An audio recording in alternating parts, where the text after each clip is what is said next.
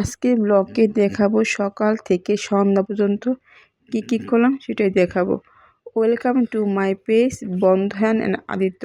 প্রতিদিনের মতো আজকে আরেকটি নতুন ব্লগ নিয়ে আসলাম। সকালে উঠলাম 7টার আগে, ঘুম থেকে উঠছি, যেহেতু আগামীকাল একাদশী। তো একাদশীর আগের দিনকে অনেক কাজ, সব কিছু ধুতে হয়। আমি এখানে নিরামিষ, তো সব ধুতে হয়, এটা আমি করে থাকি। আগামী দিন আমি নিরামিষ খেয়ে থাকি। তো সকালে উঠেই ফার্স্টে আমি রান্নাঘরটা পরিষ্কার করলাম, সম্পূর্ণ নিট অ্যান্ড ক্লিন করলাম।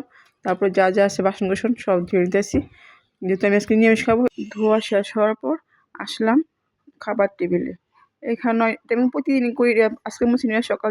তো এটাও মুছে নিলাম, এটা মুছে যাবো স্নান করতে, কারণ আমি একাদশ আগের দিনকে স্নান না করে কোনো কাজই করিনি, বাসি কাজ যেগুলো থাকে সে কাজ শেষ করে তারপরে আমি স্নান করে আসন দিব। আসন দেওয়ার পর সকালে নাস্তা খাবার যা যা আছে তা তৈরি করবো।